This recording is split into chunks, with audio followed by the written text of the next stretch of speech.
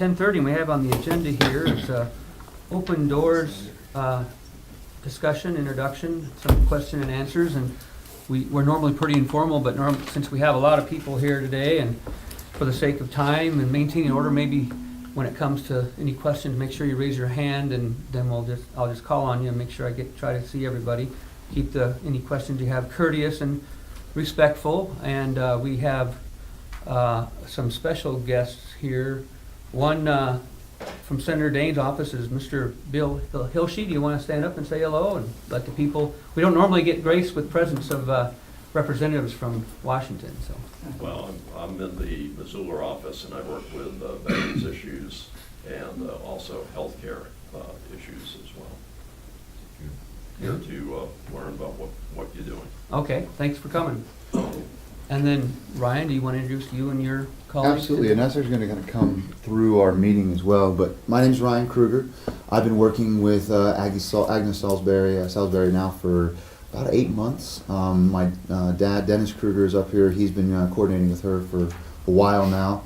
And at this point, we kind of wanted to go through a little bit of a brief presentation on what Open Doors is, and I'll give you a little bit more of a breakdown of my background, as well as background of the other folks that have been working with us on our team. And I can give you guys, and if you hold questions till the end, that'll probably be best. But we can get to all of them. And this is going to be pretty much sort of a top-down approach to what we're doing at Open Doors, introductory, big picture overview, painting in very broad strokes. And hopefully we'll be able to kind of get a little bit more of an understanding of what we hope to accomplish with this project. So kind of starting out this morning, looking at right here, we're going to go through a couple of, it's a pretty short presentation. Something right with? In my bag. So pretty short presentation, just kind of go through a little bit of who we are, what we're doing, some of the breakdowns of timeline, vision, as well as some possible outcomes. And then strengths and weaknesses. I didn't go through a whole SWOT process, but just kind of some of the strengths and weaknesses of our proposals, and then some action items, next steps. As a graduate student, I'm always good on action items, things that we can do moving forward, and that's kind of where we're at with this project now. So starting right off the top here, the mission of Open Doors is to create a long-term training and employment opportunities for veterans. And I'll stop right there. Veterans is our primary focus. And that's going to be, from everything from what we can do here locally to creating a community that we can have veterans presence here in the long run. And that really comes, most of y'all probably know Aggie very well, but it's really her driving force, her vision that has been instrumental in where we are today. So veterans through the creation and implementation of an economically viable and sustainable development model. Well, that all sounds lovely, but what does that actually mean? So Open Doors, we really, really want to be, as an extension of our mission, we want to bring together educational opportunities for veterans, create new opportunities through what is available already in the state, creating new training opportunities and new cooperative ventures that really allow them to learn new skills that can remain competitive across a number of different job markets.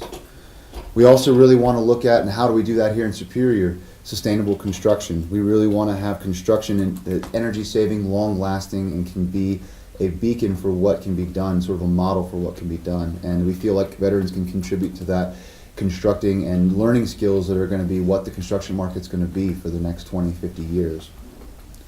We also see agriculture as an important component of what we want to do, integration into both what we want to do with Open Doors, but also in the community at large. Food security and food resiliency is going to be important for the future as well.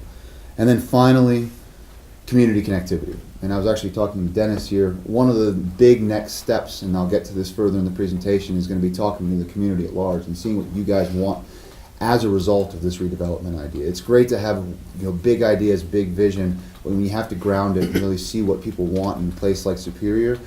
I'm coming from the outside. I've spent a number of years in Montana now at this point, but I'm not born and raised in Superior. We want to make sure this is going to be a reflection of what the community wants to see. So a little bit briefly, here's a breakdown of our team. As I was saying, Agnes Salisbury, she is basically the heart and soul of this. She's been doing a lot of our research and grant services. She self-describes herself as our secretary, but she's much, much more than that. We also have, and this team combined brings together about over 100 years of experience in a number of different areas. Patrick McMahon, he goes by Mike. He's our chief of financial operations, and he's been working with us trying to get our finances moving in the right direction. Kent White has been working as our CEO and has been moving in helping us really establish our presence. And really he's got 6 years of service experience. He was a veteran of the United States Air Force in the Korean War. So not only is he serving as our Chief Executive Officer, but he's also got a number of other layers of experience that really make him invaluable to this project.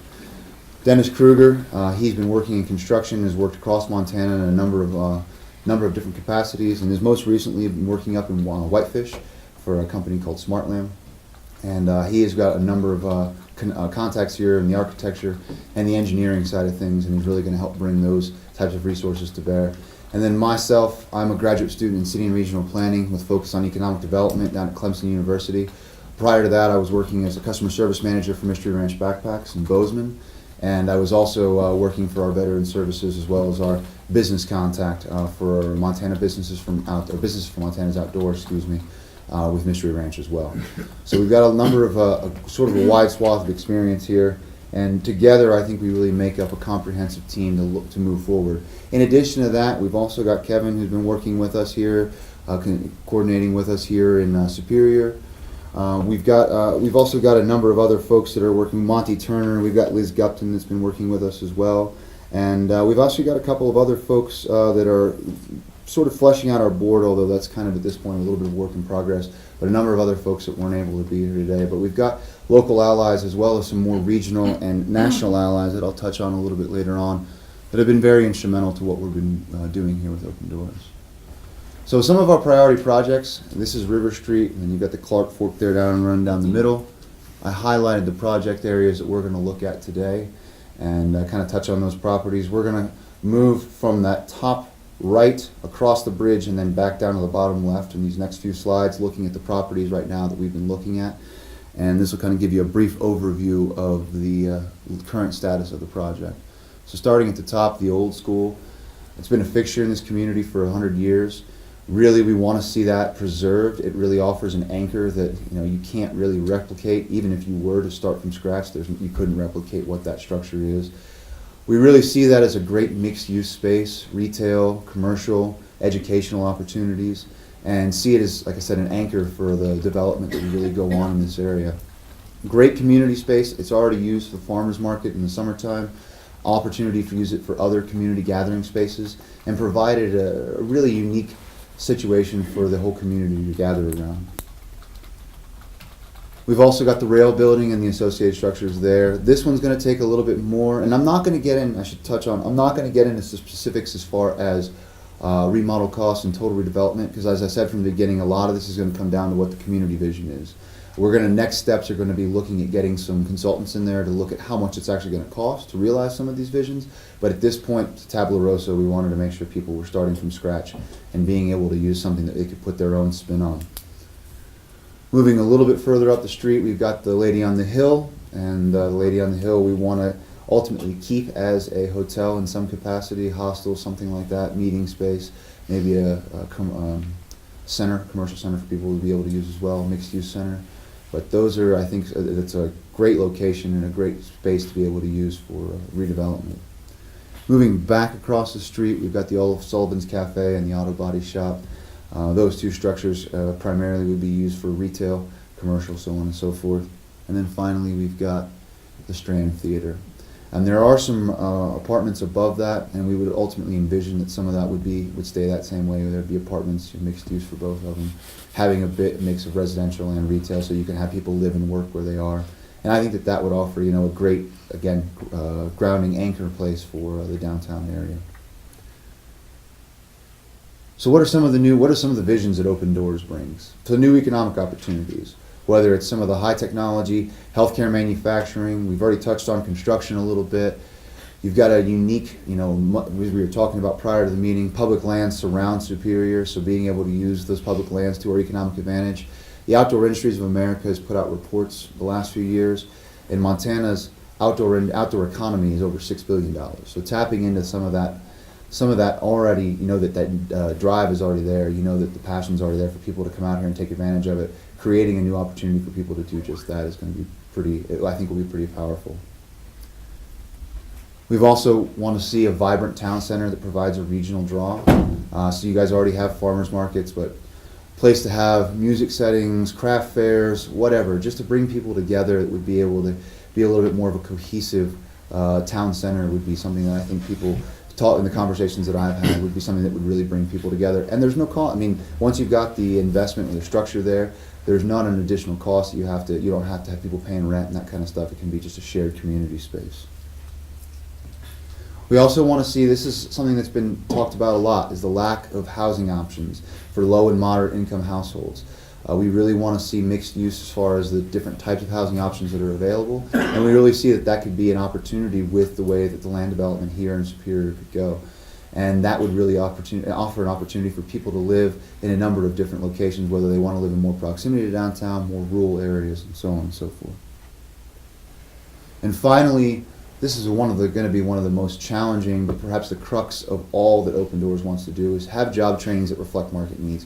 We don't want to be training people to do jobs that are going to be, obsolete here in the next 10 years. We want to have, and we also want to do rapid job trainings. We want to have job training opportunities for people to be able to respond to a changing market and be able to respond to a global economy. The resources are here in Superior to be able to do that. You've got access to infrastructure, rail, highway. You've got access to fiber optic. You've got access to technology infrastructure. That's really the groundwork for what businesses look at when they're looking to relocate to certain locations. And to have job trainings that can reflect that need, I think would be very important. So looking at our timeline, where are we now, where are we going? So right now we need to resolve our feasibility analysis funding. We've got that to a point. We're working with Kevin right now and kind of putting the final details into that to get that submitted. We're also looking to finalize our executive board and our strategic plan. Those are kind of in the final stages right now at this point, and we really want to have those reflect what we're trying to do here in Superior. We're also starting to look at purchasing the properties that we've looked at here. There are a number of other properties that we are looking at long term, but we're going to start with these core, this priority, properties of priority, and then kind of go from there. And then one of the biggest things is going to be host our first community visioning. How are we going to bring the community's vision to a realization? Well, we got to know what that is first. So hopefully over this fall, August, September, we'll start to set a date for that so we can bring members of the community together to start working on how this redevelopment can look.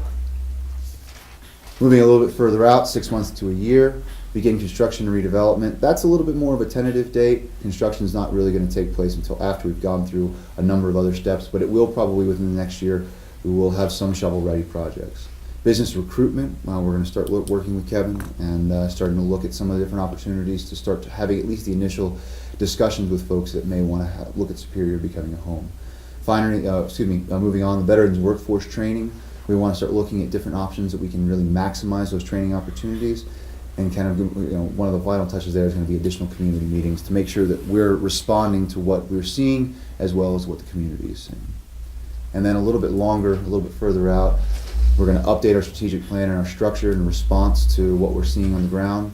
And then a review of the redevelopment. We want to put measurables into this so we can say, okay, we've created this many jobs, we've created this many opportunities. So it's not just this pie in the sky idea of economic development. It actually has deliverables and measurables that we can say, okay, this is what we've actually done through this process. And then finally, define and execute additional improvements in Superior. And that will be with the help of y'all and the community at large and pretty much everyone that has a little bit of skin in the game to try and make sure that what we see for Superior reflects what the residents here want to see for the next 20 years, not what one individual or one group wants to see for the next 20 or 30 years.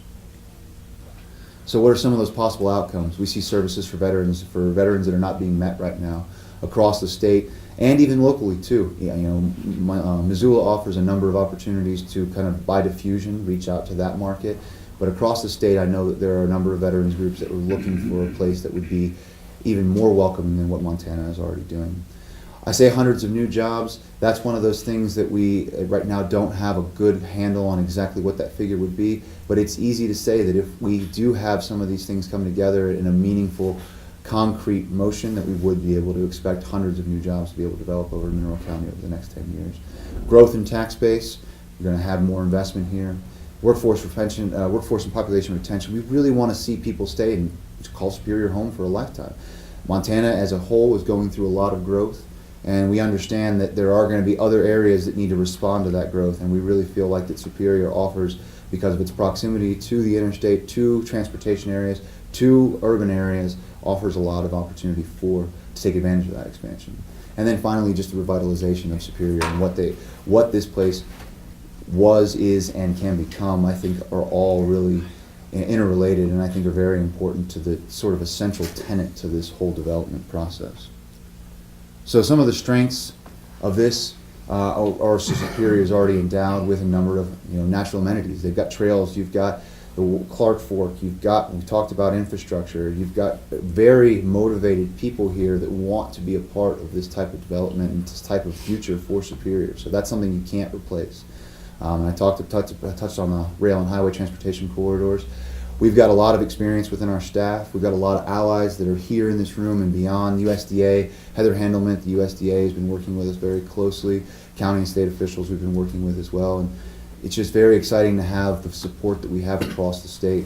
And then finally, looking at our markets straight across Montana, the outdoor industry, outdoor recreation is a driving force, and what people, that quality of life that people move to Montana for and continue to move to Montana for. So keep tapping into that, I think, is going to continue to set Superior apart and offer a lot of opportunities for the future. And it wouldn't be a complete process without looking at some of the areas in which we actually are still developing. And so Open Doors, we're a volunteer workforce at this point. All of us are giving of our time freely. We're not getting paid. We're here because we see this as a valuable opportunity for Superior and an opportunity to be a part of something very, very special. And a lot of us are being driven more by our personal influence, either by Aggie or by working with veteran services, working with veterans across different industries. And our business and organizational plan, I touched on that a little bit. We're still fleshing that out. Our incomplete job and revenue projections, that's likely going to be my task for the coming year, is going to be putting that together, feasibility analysis. And then finally, a lack of clarity on where we fall within the current existing infrastructure of economic development and administration. And I think that's one thing that we hope today will be a big outcome of this meeting, is we can kind of find a little bit more of our niche within what you guys are doing and what the community's already doing, so that we can be as effective as possible. So what are our next steps? Complete our funding request for the feasibility. We've already touched on that. That's basically going to be getting that paperwork in and meeting with the state officials to make sure that they're on board with what we're trying to do here, land planning and so on and so forth. Secure remaining the funding for the building acquisition. We're a little bit further, that's going to be a little bit more of the 6 months to 1 year, but that's going to be still a next step, starting to purchase these properties so that we've got them available for that redevelopment. We're also going to look at the community collaborative procedure, start getting these meetings on the calendar so people can start to plan for them. Try and schedule them so that people are going to be in town, as available as possible, and really make sure that we have a good sounding board for what the community wants to see. Finally, we really want to start getting out the engineers and architects and see how much it's going to cost to redevelop these buildings. Those are the folks, those are the experts that we need in here to say, okay, you guys have a great idea, great vision, this is where the rubber meets the road, and this is how much it's going to cost to be able to do it. Because it's great to have a great, an outstanding vision, you have to be able to pay for it at the end of the day. And that's pretty much it. So we'd love to get questions now at this point. If people have questions they want to ask, and kind of go from there. Okay, I know more of the people, so I guess I'll field the questions for you. I can call upon them easier that way. Sounds great. Instead of pointing and wondering who you're pointing at. Monty? Roman, I'd also like to make mention that Senator Tester has a representative here, Ricky Henderson, who's in the back. Oh, hi Ricky. Yeah, just wanted to bring that to your Okay. attention. Thank you. Thank you. Does anybody have a question for Ryan at this point? Yes, Peggy. Kick it off. Yeah. Peggy Temple, am a resident here, business owner, and also chair of the planning board. But I would like to ask you guys, because we haven't heard yet at all, what exactly experience has your team had with doing this sort of project, and also any other projects that you have completed? Mm-hmm. And how you think this fits in with the, we're just starting off the redo of our community plan, our growth policies, and how you think you fit into that? Well, having not, I actually talked to Tim briefly on the phone, but didn't get a chance to introduce myself before the meeting. At this point, I think if they're all very interrelated, we'll start backwards with the land use planning. I think they're all very interrelated, and I think it's a conversation we need to have, and hopefully we'll have a chance to sit down. At this point, like I said, because we've been working on a little bit of a volunteer capacity, we're still trying to get the pieces moving in the right direction. And Aggie is, I don't know how well y'all know her, she has her own, she has some issues with what's going on around her home and just personal issues she's dealing with, health issues. And so I think that that's something that we are just trying to be as forthright as we can be with where we're at moving forward. That kind of leads very nicely into our experience.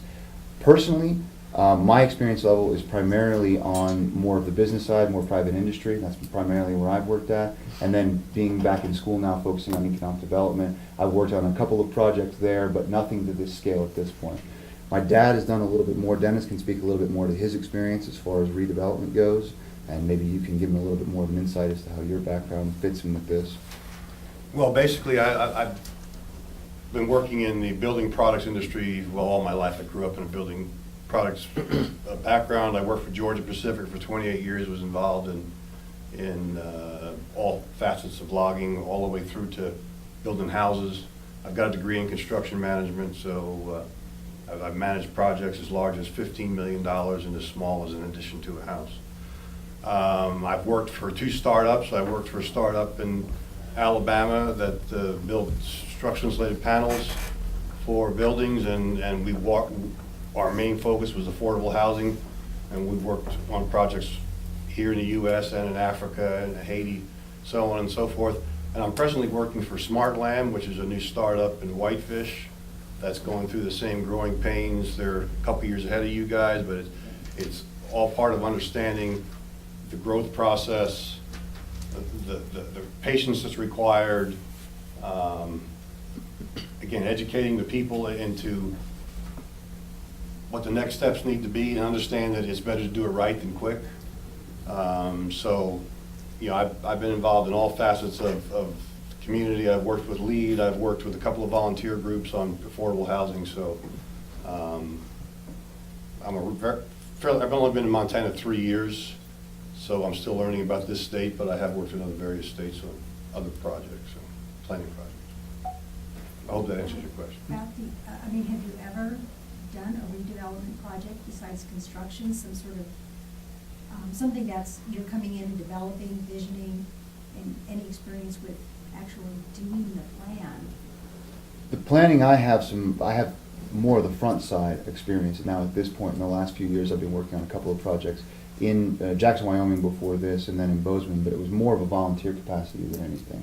So at this point, we're really kind of learning on the go, but we do have a wealth of experience on the development side of things, and as well as the financial side of things that we feel like we have been able to lean on, as well as we've got allies here in the community that have been a part of it as well, that have been part of what's But been you going don't on have here. any projects that you can say, we've worked with this or done this? Not on this scale, This is no. kind of our track record. Right, not on this scale. George, you had a question? I was just gonna ask, the Smart Lamb? Lamb, Mhm. what do they produce, or what do they plan on producing? We are in production. We actually produce cross-laminated timbers, which is basically a new product for the U.S. We're the only manufacturer in North America. It's at plants in Columbia Falls, offices in Whitefish.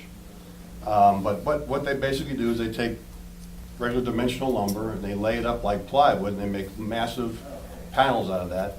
And in Europe, for the last 25 years, they've been building buildings up to 10 and 12 stories with this. So it's a substitute for concrete, steel products. You can actually build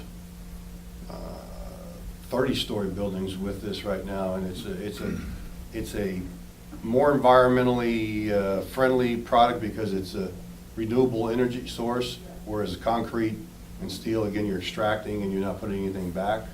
But it's the next wave, and if anybody's interested in learning a lot about it, go to Mike Green TED Talk, and he's sort of the messiah for North America.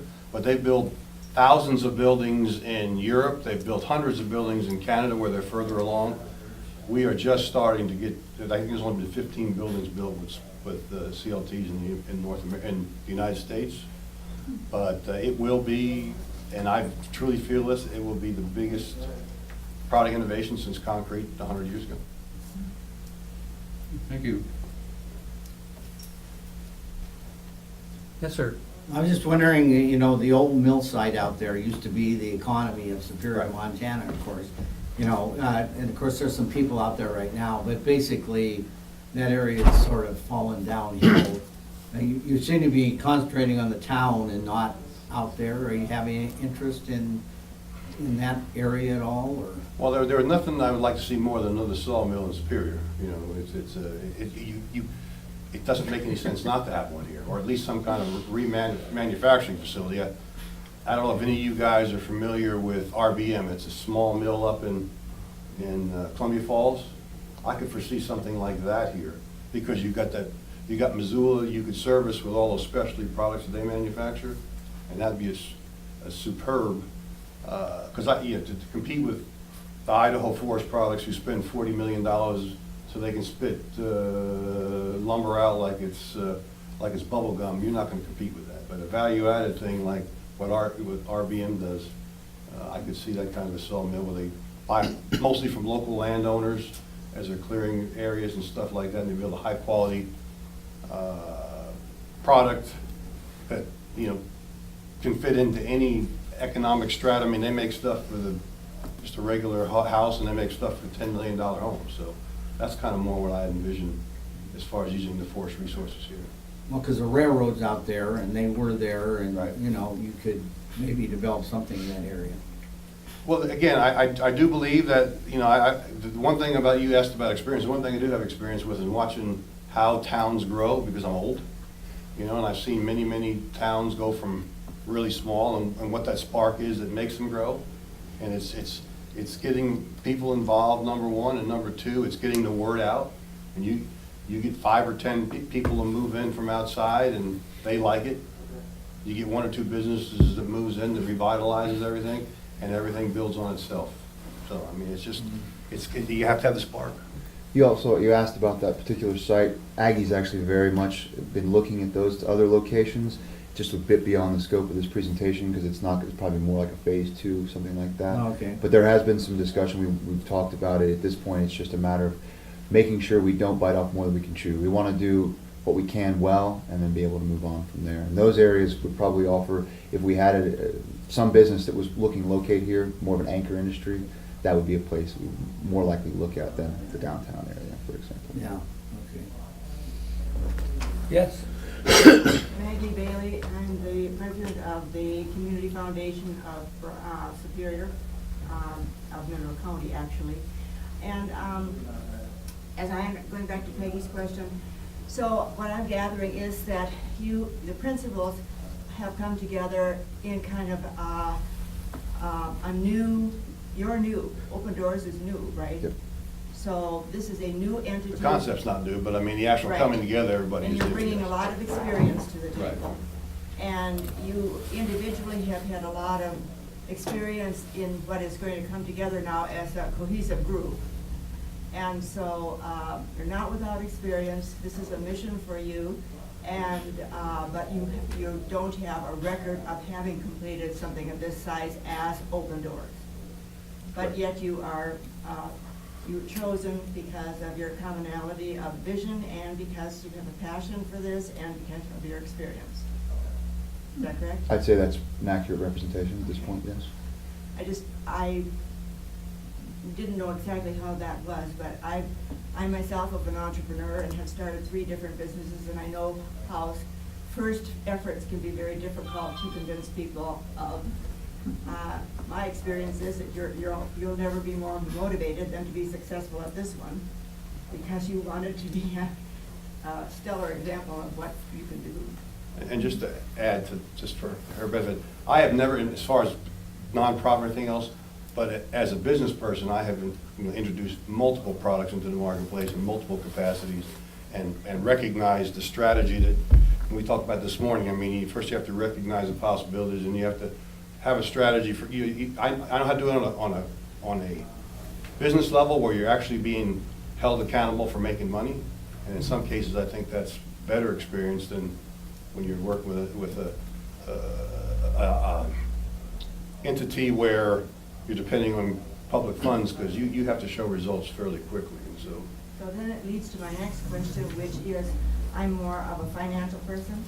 That's my background, and so I just wonder about the finances of how much will be expected from this community? well, we all know what the situation the community's in. So I'll let you go from there. Well, at this point, we've really and these guys can speak to it, we haven't really asked for anything from the community other than patience and time. And at this point, I think that that's really all that's really be expected is involvement in this process as we continue to have these community meetings. A lot of the funding, we've got private funders as well as public funds that we're looking to acquire from USDA grants, state grants, federal grants as well. At this point, we don't have anything that we've really projected to be as far as monetary contributions from Superior at this point. There's nothing that we've really earmarked at this point that we expect. There's no expectation. It's primarily involvement. Maybe some sweat equity, but. Yeah, maybe a little bit of sweat equity, but otherwise, that's pretty much all we really want to Tower's see. good at that, I think. Well, we recognize the potential, that's why we've been doing it and working on it. We got some good people here. George? Kevin, you've talked to these folks, I think, a little bit. Could we get your impression of what they're planning and what they're doing, since you're our economic development guru so Well, far? The guru part, no. More likened to Don Quixote. Matter of fact, I even have a letterhead that I use that has Don Quixote on it, because I feel as though my years of trying to do that in Mineral County is equivalent to jousting with windmills in a lot of cases. So this is refreshing. I'm like everybody else in the community. We use the analogy around the table waiting for the other shoe to drop. Then there's the analogy, if it sounds too good to be true, maybe it is. But as Ryan said, they're not asking for anything. All they're asking is for our hearts, our opinions. We're taking it already. We all live here for a reason. We fight to stay here.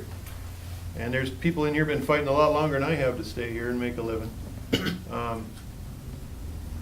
So there's a reason for this kind of thing to happen. And I think we've all been waiting for it to happen. We never knew what it was going to look like. We never knew what shape it was going to take or the process that it was going to go through to happen. And maybe this is it. Maybe it's time that we all did kind of let go of maybe what was or the negative of what was and look towards the positive of what can be and figure out what we can do with what we have. What I appreciate is they're not coming in with a wrecking ball. They're not coming in with ideas from elsewhere. They're coming in and basically asking the community, what do you want? And we'll try and figure out a way to make it happen. And I guess that's very refreshing to me. They're talking, I mean, you guys are meeting to death. I know if I put out a clarion call that we're going to have a meeting, we're going to put charts on the wall and vote on our ideas and all this kind of stuff. People in this room, I've done it with 6, 8, 10 times probably over the last 25 years. And every time we do it, we're hoping for what we put on the wall and where we put our dots and what we hope to have happen. And maybe here we go again. So maybe here we go again with a positive outcome. And I guess that's the only way I can approach this. I guess I'm in it. I've always been in it. I took on the quote-unquote economic development thing by default. I opened my mouth at a meeting like I'm kind of doing right now. And I got the good idea you do it, and ever since then, that's kind of been the case. And so hopefully there's somebody come along with a better tool bag than I've been packing. And I guess I also go by the same, another cliche to throw out there, if we always do what we've always done, we'll always get what we always got. And maybe it's time to look at a different path, or maybe look at a different means by which some of these things can go. And so I guess I'm willing to help push the rock up the hill, and I guess that's kind of what I've bought into. And to me, we're having a discussion, and at any point along this way, you can look, if it went away tomorrow, are we any worse off? No. So we continue to have the discussion, we continue to grow, we continue to move forward. They're not asking for any of our resources. They come in with a full understanding of the recent hospital levies. They come in with the school levies that have been having trouble, the taxpayers, the property tax owners, who there's a lot of them right in this room that are supporting county government and state government and federal government. We've been working on another path to try and get the federal government to do something with their large commitment to our county. At some point, something's got to give. And we'll just keep pushing as long as we can. And I just hope the community can get behind it, speak honestly, speak from the heart, speak from the gut, and hopefully help us move forward. Liz? I wanted to add a little bit here too. Agnes is not here today, and she goes by the nickname of Aggie, and we know her by Aggie, and we love her by that name. When I saw her, when I popped into her office here a little bit ago, her face is swollen. She has some serious allergies going on right now. She couldn't even hear us talking, so she couldn't be here, but she would love to be here and see the response from this community to come and visit about what's going on with Open Doors in Superior. You may ask, why Superior? Well, Ryan hit on all of the amenities in here, but really why Superior for Open Doors is that Aggie moved here 2 or 3 years ago. And she moved here, and she has a paper to explain that. When they came to Montana to be closer to their family, their daughter lives in Missoula, they were turned down for several different places to live. And they felt that some of it was discrimination against them being, Johan is a Navy man and a veteran. And they came, circled around and found a place up here in Superior to live. So they fell in love with the community, partly because the community was fairly open-minded to veterans, supportive of veterans, and so they settled here and loved it. So that's one of the reasons, if you want to find out why Open Doors in Superior, it's really Agnes Salisbury. And then selling it to Ryan and I. And selling it to Ryan and Dennis, absolutely. And I've gotten to know them over this year and feel like this is legitimate. I'm willing to throw my volunteer work behind them. And yeah, I think it's cool. I'm glad you're here. Welcome. Thank you, Liz. I like your idea of the smart land because while we do have timber around here and we do have some people a little bit experienced in that line of work, sawmill down the road and other loggers and I started my career in the sawmill, so I know Yeah. the best sawmills. and that makes sense, if they're big and large, you'd have to either, if they couldn't go on truck, they could go on a rail, and like you said, we have both here.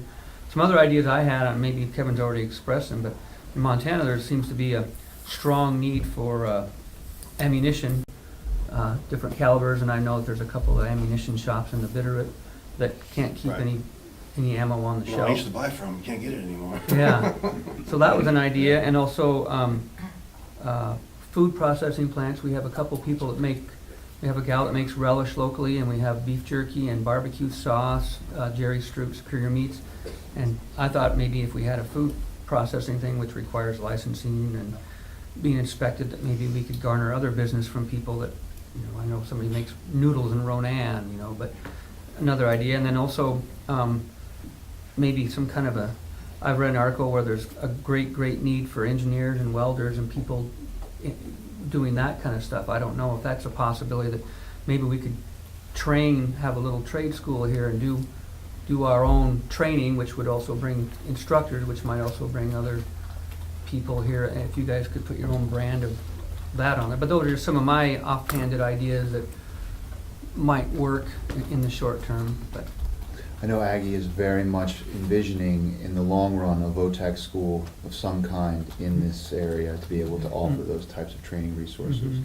And I kind of touched on that as far as a rapid response job training, but being able to offer trainings that are representative of what the market needs, Mhm. what we need across the state and across the region. Mhm. So that's definitely, that's an outstanding idea. Mhm.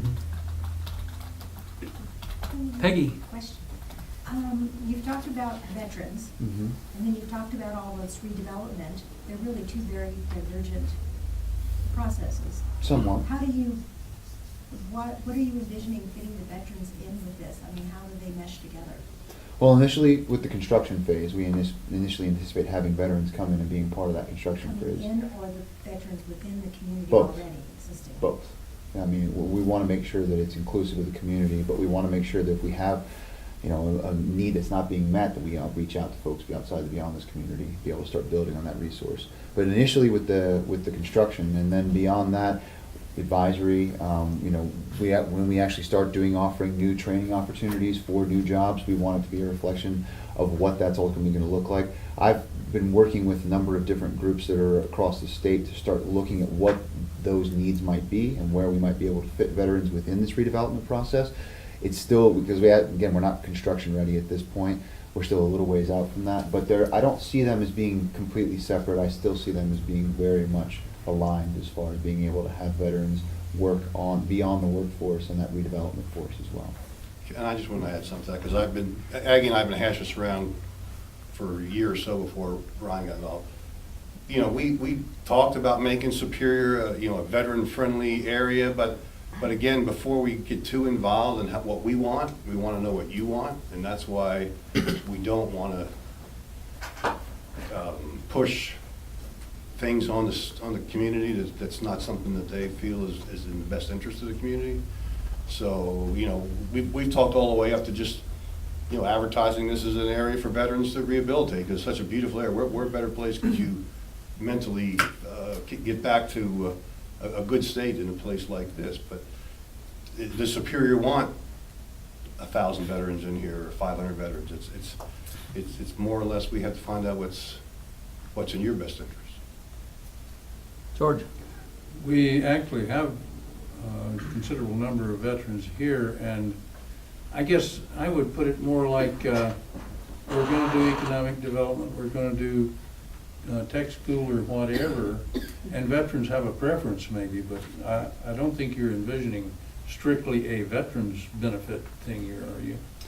Not strictly, but it's going to remain a central tenet of everything that we do. That's kind of been how we've really, I've had a meeting in Bozeman on Monday with a contact of mine there, and was talking about reaching out to some of the Special Forces veterans in the Missoula community specifically to kind of see what needs aren't being met there, to maybe find a way that we can meet needs that right now within that community are not being addressed adequately. So yes, it may not be just solely benefit to veterans here in Superior, but we envision it primarily being benefit to veterans anywhere, everywhere. That's at least at this point what it's been. But again, that's why we need your input. We don't want to make decisions for you. Yes, sir. The purchasing of these properties, how would they be held? In open doors? And then you talk about retail, would somebody come and rent a retail space, or? So at this point, we've been in discussion with the property owners that hold these pieces of property, and they would be held by open doors. Whether or not they would be sold and then be held by a new owner, whether we would put covenants in place, those are all the questions that we're still starting to just determine the answers to, as far as how they would be held, whether they'd be held in perpetuity or whether they'd be leased or rented out. I'd say, initially I'd imagine there'd probably be some sort of leasing structure that would be associated with that. But at this point, we're still kind of a little bit in the preliminary stages of determining that. But I'd say that's probably how it would go. Yeah, well, we're not interested in being long-term landowners. Yeah. That's not our focus.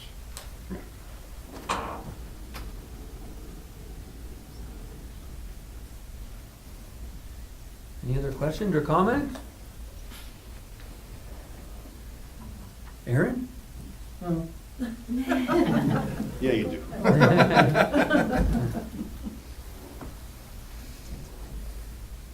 I have a question. Yeah, Dennis. So, one of the things that we talked about just before the presentation here was that this is just more or less an informational meeting and a grand scope meeting for this.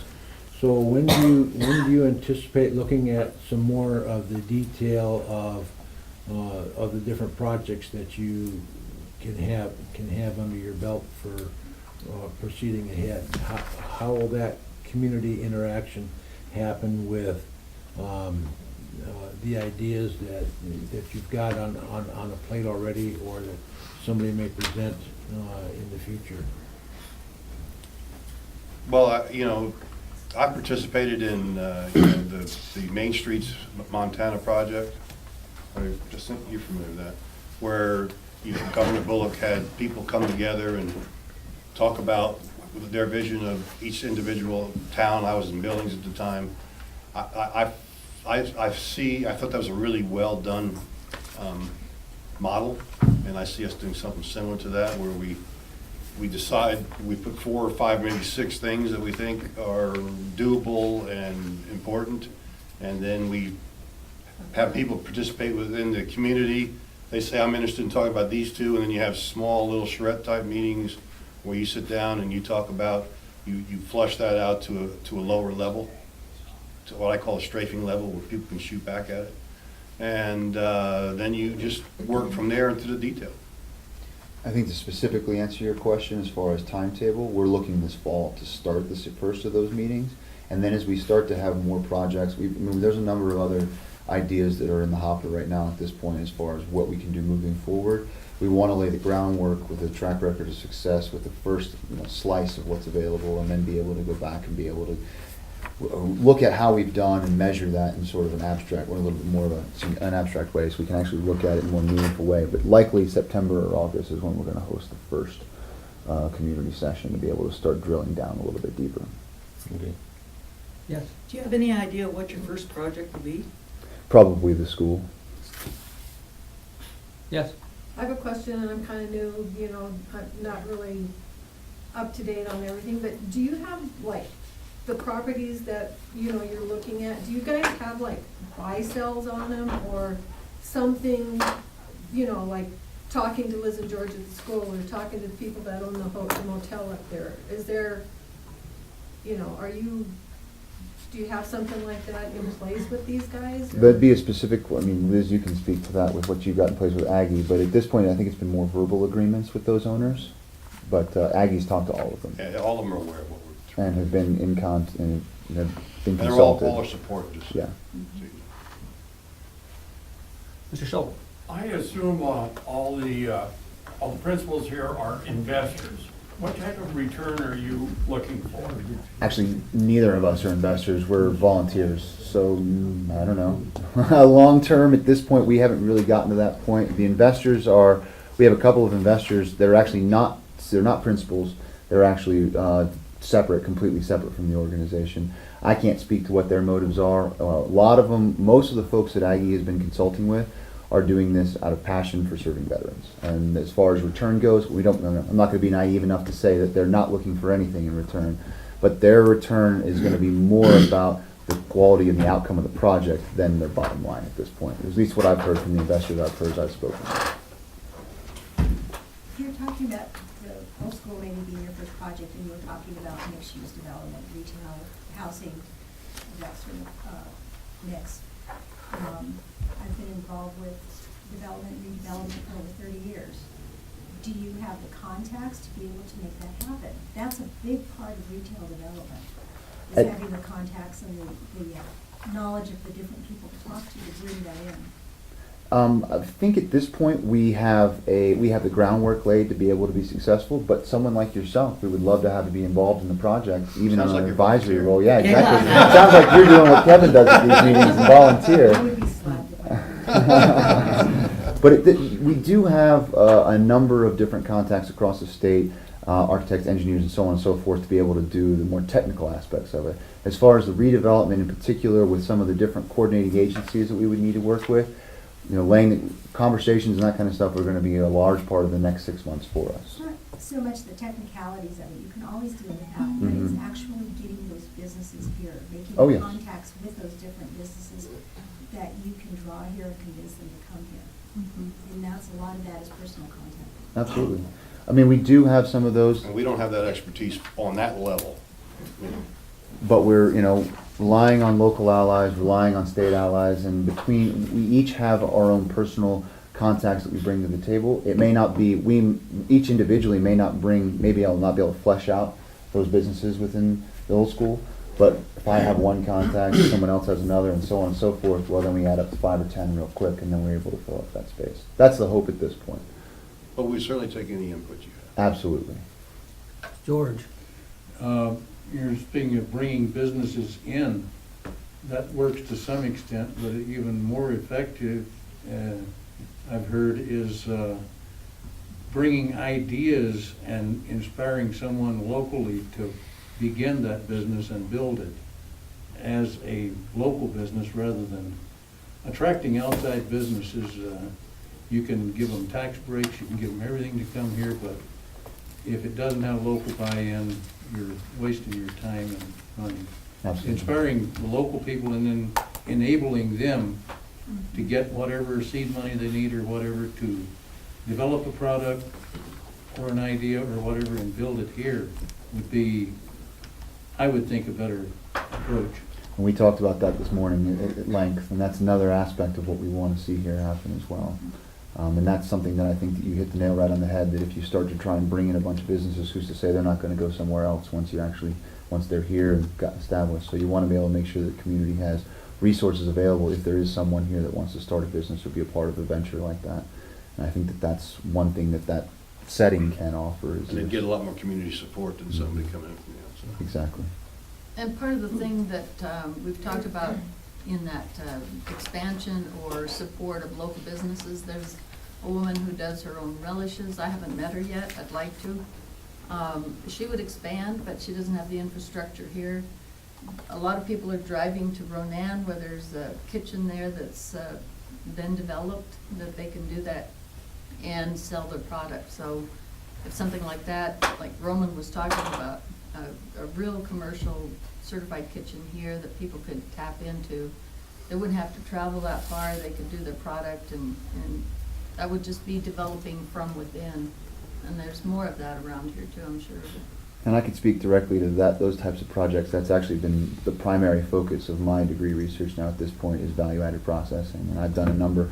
South Carolina, they're actually building small commercial kitchens across the state. They're actually going to build about 40 of them for these rural areas to be able to have those types of offerings for their communities. And so and they're doing it on a really affordable scale. There's actually a former principal of an architecture firm in Bozeman, Intrinsic, who is now a faculty member at Clemson, who's been working with their architecture program. They've got it down to like $25,000 now they're building these commercial kitchens for. So it's a fantastic opportunity there, and he's actually a close friend of mine. So that's something that, as far as capacity goes, we have a number of folks that can do a little bit more of those sort of maybe non-traditional development ideas. Dennis?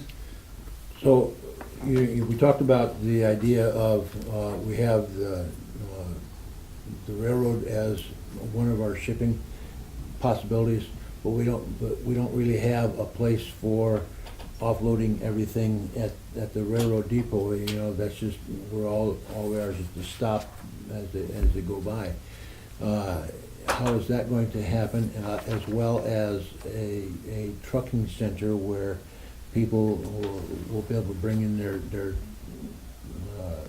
trucks, whether it's I don't even know who all the trucking companies are, but where they can come in and offload and onload supplies and resources coming to us to further manufacture, and also us to send back out. So between the trucking industry and the railroad industry, where or what's in the plan for that, for developing a turnaround center? Well, a review of infrastructure, and especially the accompanying infrastructure, is something that we want to do. I think that would be a great thing. We have to talk to the planning department really and kind of see where we would be able to site something like that, if that's something that's in their design, as well as whether or not the need would be there. I mean, if someone's making their own relishes, for example, I doubt we're going to have to load them up in a train and ship them all over the world. But if we have major manufacturers here, yes, that is a reality we are going to have to address. At this point, those are decisions that are going to be a little bit more of a long term, but I think it's something that's very important to address right up front and start looking at how we could resolve some of those. But I don't have a good answer for you today as far as what would be the best solution in order to make those a viable manufacturing opportunity. I can attest to that. I get somewhere between 15 and 20 trucks, semi-trucks a week. And right now I have to turn around on somebody else's property. It's an issue. I can imagine it would be. Yes, because the exit off the freeway here, I was involved in trying to get another one here. But this is one of the worst exits there is. It's kind of convoluted, yeah. So, you know, maybe we could get another exit. There's a brand new exit that was put in further out here between here and Missoula. So I know new exits can be put on the freeway, but if you were gonna get any kind of truck traffic going any kind of business in this area, I think you have to look at trying to get a better exit off the freeway. Important point. George? There you would probably also be looking at the former mill site, because they have a spur railroad. And if it isn't active now, it could be made that way pretty quickly. And if you could get an exit somewhere near Dry Creek here, you could develop Intermodal what do they transfer call type them, thing, port? Yeah, Something the like inland that. port, yeah. Also at Cedar Creek at the propane tanks, there's a. Yeah. That's right. Spur there. Yeah, that's right, they have a spur there, so. Like, this is the kind of input we would love to get, like a community meeting, the type of, locations and specifics that we don't have at this point coming from not living in Superior. So I think those are outstanding ideas, thanks.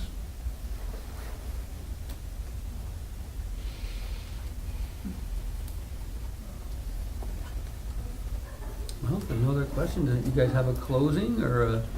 Now, at this point, if you guys have any questions for us, we'll stick around, so. Open house, Oh, we are having the open house next door, at the office. the schoolhouse? Right. Okay. For anybody and everybody. So we'll be having an open house at the rear entrance to the schoolhouse for the next, couple hours? Mhm. A couple hours, and we've got food, refreshments, that kind of stuff.